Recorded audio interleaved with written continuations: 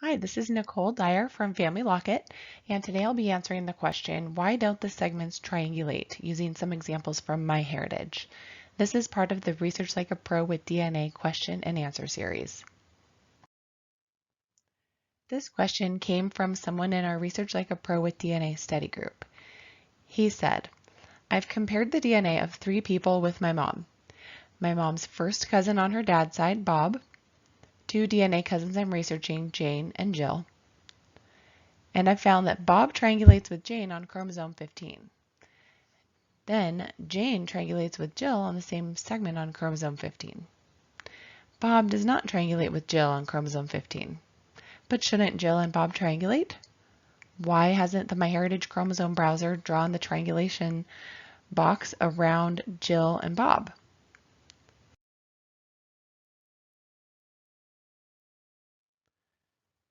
The question continues.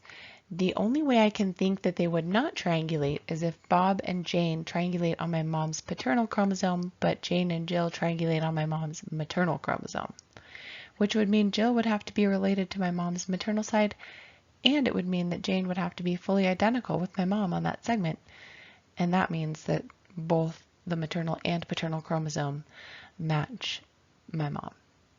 It seems extremely unlikely. Jill matches my mom, sharing a total of 51.7 centimorgans.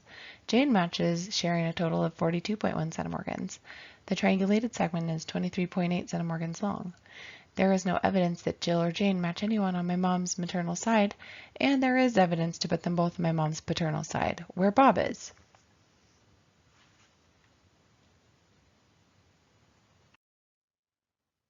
The questioner had some more speculation about this question, just thinking through some of the possibilities of what could be going on. He said, given that Bob is not related to my mom on her maternal side, it must follow that Jane triangulates with Bob on the paternal chromosome, not the maternal chromosome. Jill and Jane could be triangulating on my mom's maternal or paternal chromosome. We don't know 100% for sure which. If it's the paternal chromosome, then Jill will triangulate with Bob on that segment.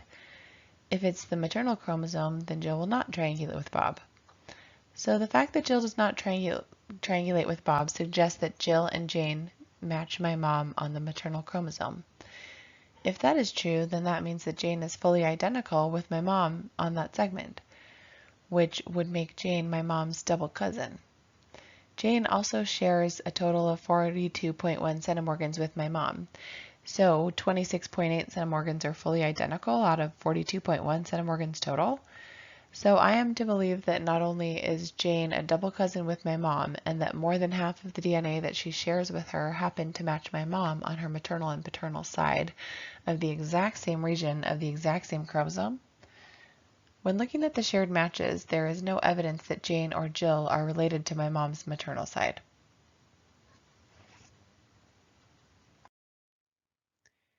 So what can you do to check to see if there really is triangulation at that spot where you think that it should be triangulating?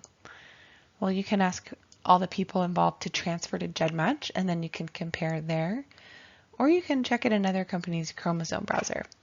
And in this case, the person asking the question said that Jill was actually at 23andMe, and so was his mom. And so he was able to compare there with not Bob, but Bob's brother, who was another paternal cousin. So the question asker said, Jill has her DNA on GEDmatch and 23andMe, and there is no evidence there that Jill is related to my mom's maternal side.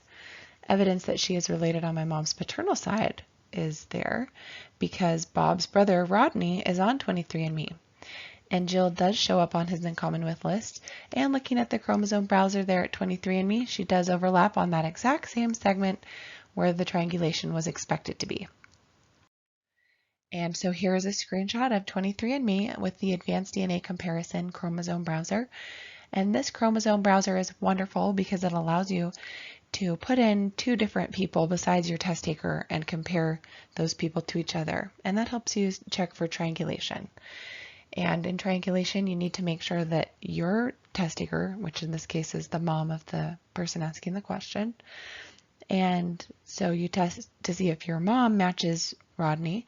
Then you check to see if your mom matches Jill in that spot, and then you need to check that Rodney and Jill match each other in that spot. And that's the third leg of triangulation that you can't see on some of these other companies. But with the advanced DNA comparison tool at 23andMe, you can remove mom from being the main person and just put in Rodney and Jill. And when that was done, that same segment on chromosome 15 is found to be triangulating here with Jill, overlapping between Rodney and Jill. Whereas back in MyHeritage, Rodney's brother, Bob, and Jill were not showing up as triangulating at that segment. So we can just assume that this really is a paternal match and that there was something fishy going on with the MyHeritage chromosome browser and that it wasn't showing that triangulation where it should have. Now, why would this be happening? Well, we know that MyHeritage uses imputation to find matching segments, and this may introduce errors. On the MyHeritage blog in 2016, they had a question and answer page about their DNA matching algorithm, and the question was asked, how does MyHeritage match between users who tested on different services? And the answer is that MyHeritage takes uploaded DNA and extrapolates the SNPs to a common ground. This is a process called imputation.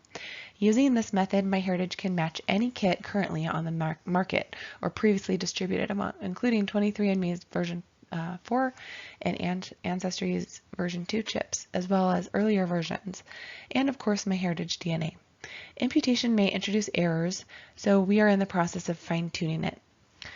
So it is important to note that DNA testing companies can make errors when they are doing matching and probably also when they're doing triangulation. And this brings up an important issue, which is the fact that people have taken DNA tests over the span of several years, and it's changed, and there's been different companies, and they're all testing on different chips and different versions of chips and testing different SNPs. And so if that's the case, how do you compare somebody who took a test on an earlier version with someone who took a test on a later version of the chip at a different company? That's why imputation is used. And if you read this article at the MyHeritage knowledge base called How DNA Testing Works from 2019, it talks kind of about how imputation is used. And in the second paragraph here, you'll see that it says, after phasing, the analysts use imputation to infer the SNPs we did not read in the genotyping assay. Think of imputing DNA as reading a sentence with some of the letters missing. There's a good chance that you can infer the missing letters from context. Not all DNA service providers read the same SNPs. To find DNA matches for individuals who used different companies, it is important to infer the SNPs that were not read before comparing results. So that's kind of just a little background on how imputation works. And the main thing to know is that it can mean that maybe there are some segments that are incorrectly inferred. Now, Jim Bartlett has talked a few different times at different places that I've seen about this imputation and how it affects triangulation. And you may know that Jim Bartlett is an expert on triangulation, and he writes about it at his blog called Segmentology. And if you go to this blog post called Triangulating Your Genome, he talks all about how he uses MyHeritage segments and the triangulation feature at MyHeritage, which is a wonderful feature of their chromosome browser, to find triangulated groups. But he also made this comment that some of the 10 to 15 centimorgan segments don't always match others as they should. I note that MyHeritage uses imputation to add most probable SNPs in order to get larger, more complete segments. But I recall that they don't use these imputed SNPs when they declare TGs, triangulated groups. So even though there is an overlap, sometimes MyHeritage won't indicate a triangulated group. As a result, not all overlapping segments in a group will show with a MyHeritage TG. And Jim says, I got used to it. After all, every shared segment has to be from one parent or the other or be false.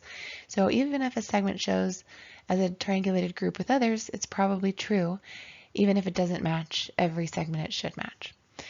So if you're seeing a person who should show up in a triangulated group because you've figured out through shared matches that they're on the same side as all the other people, you know, they're all paternal matches, but it just isn't triangulating even though it's overlapping, then you might be right, and it just might be an error due to imputation.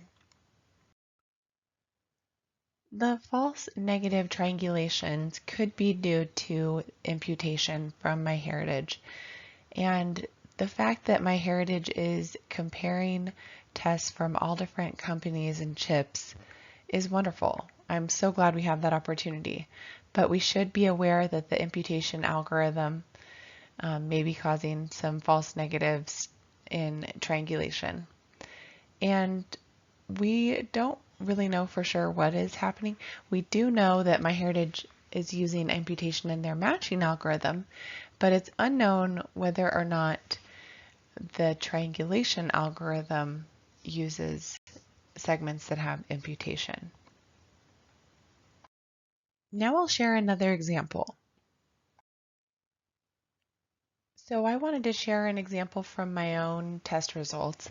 So looking at the test of Robert, I found that he matched Rachel, Corey, Elaine, David, and Jesse all on chromosome 9, and they appear to triangulate. MyHeritage has drawn the triangulation box around this segment on chromosome 9.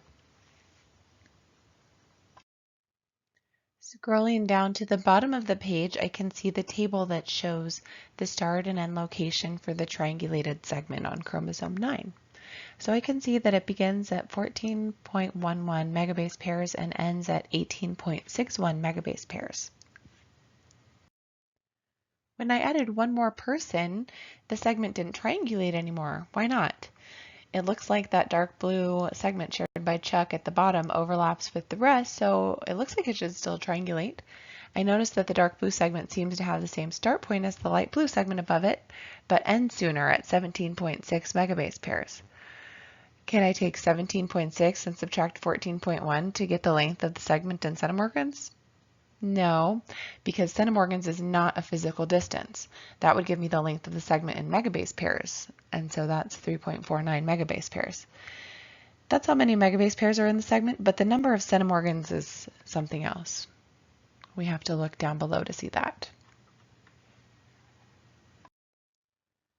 When I checked the threshold for showing triangulated segments, I noticed it was set to 8 centimorgans. So I decided to try lowering it to 6 centimorgans to see if that would then show a triangulated segment there. Now that the threshold is set to 6 centimorgans, the segment is triangulated with all the people. So what's the takeaway? Well, the first thing you should check is that you have set the threshold low enough to capture the triangulated segment.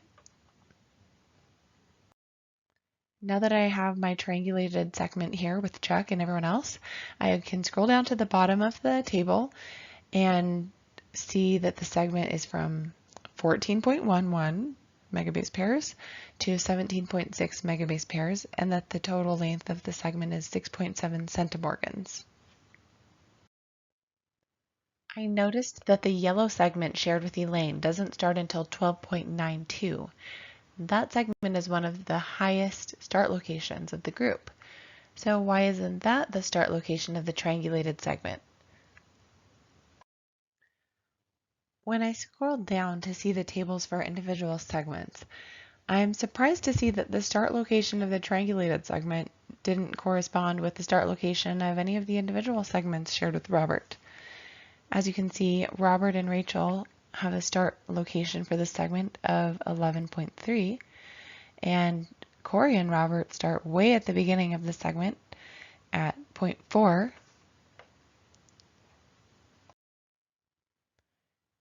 Scrolling down on the page, we can see that Elaine and Robert's segment on chromosome 9 begins at 12.9 megabase pairs. David and Roberts starts at 11.3.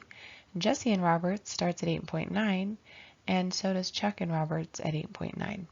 So the person with the highest start point is Elaine, 12.92, and so that's where I feel like the triangulated segment should start, but it doesn't. It starts at 14.11.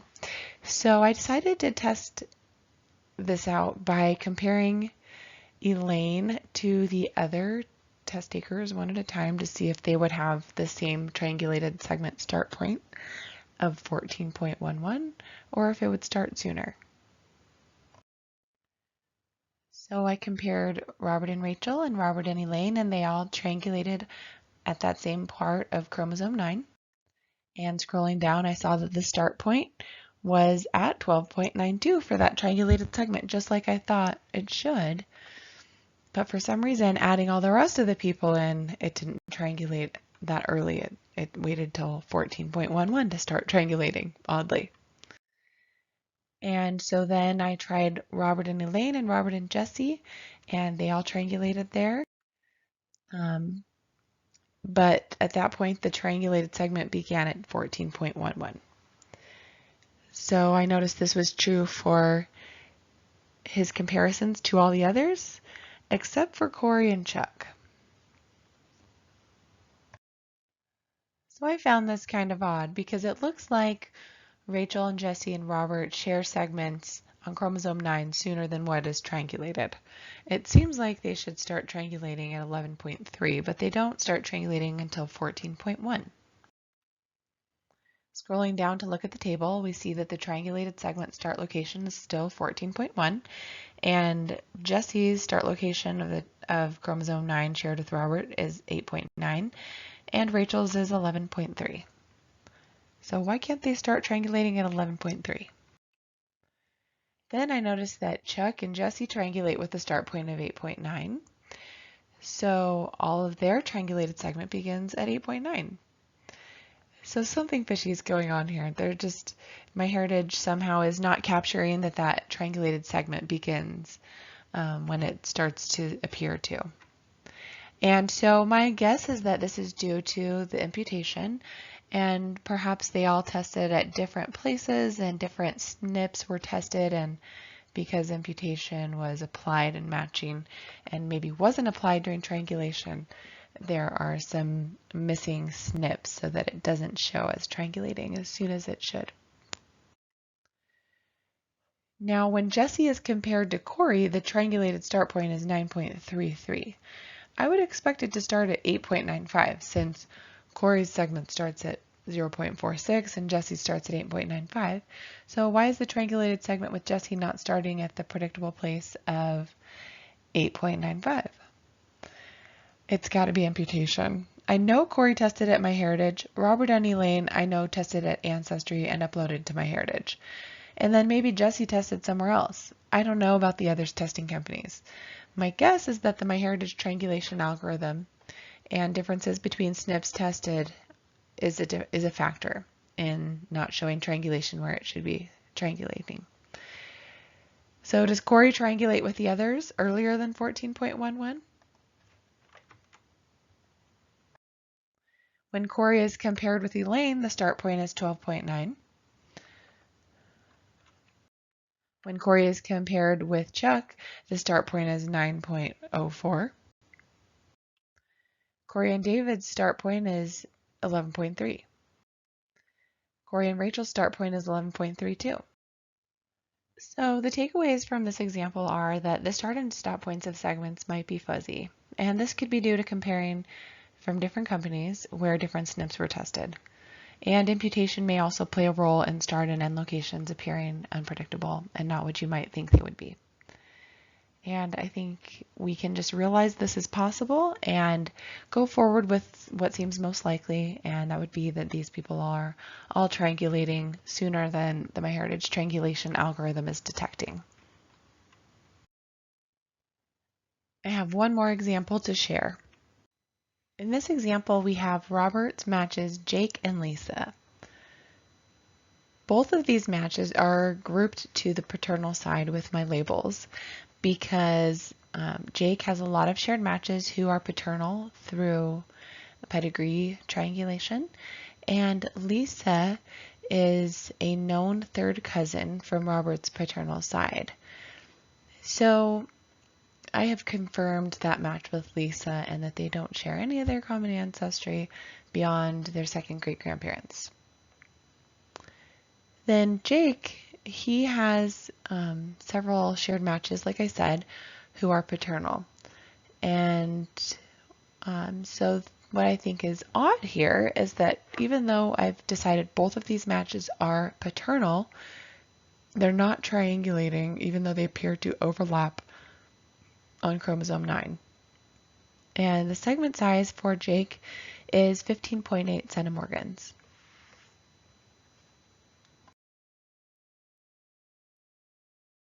Lisa's sister is a match in that same spot to Jake, and they triangulate. Lisa's sister's name is Sarah. So when I check Lisa and Sarah, they also triangulate on that segment on chromosome 9. But supposedly Lisa and Jake don't match at all there. Checking the match with Robert and the two sisters, Sarah and Lisa, who are known paternal cousins to Robert, they are triangulating on chromosome 9 and several other locations. And as you can see, when I compare Robert with Sarah and Jake, those three all do triangulate on chromosome 9. So why isn't Jake showing as a match to Lisa? Well, I had to draw it out in a diagram. So I diagrammed it out. So I know that Robert matches Sarah and Robert matches Lisa, and those are his third cousins. And I also know that Lisa and Sarah match each other and that they're sisters.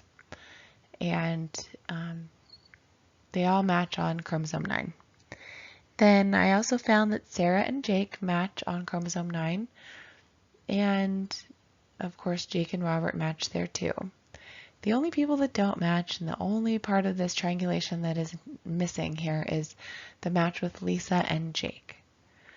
And no matter which way I thought about it, no matter, thinking about if it could have been on, the maternal chromosome for someone and like fully identical in one spot for Lisa and Sarah, it still just didn't work out because Jake was not matching, anything on the maternal chromosome for Robert. So it helped me to think about the idea that the segment for Robert has to be either maternal or paternal. And for Robert, it was clear that Jake was matching on his paternal chromosome.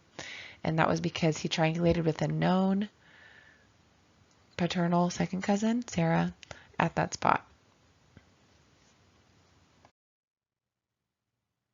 So every segment shared with Robert has to either be on his maternal chromosome or paternal chromosome, or it could be false. But because it's a 15 centimorgan segment, I think it's unlikely to be a false segment. So that leaves me two options. The shared segment between Robert and Jake must be either on the maternal chromosome or the paternal chromosome. And I can test this by seeing if this segment triangulates with somebody who's a known maternal match on chromosome 9. So I found a match who also shared on chromosome 9 that I knew was a maternal cousin who I've identified, and I've looked at the trees and figured that out.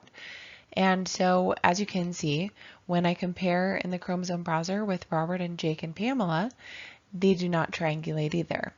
So Robert and Pamela are on the maternal chromosome, and I believe Robert and Jake are on the paternal chromosome.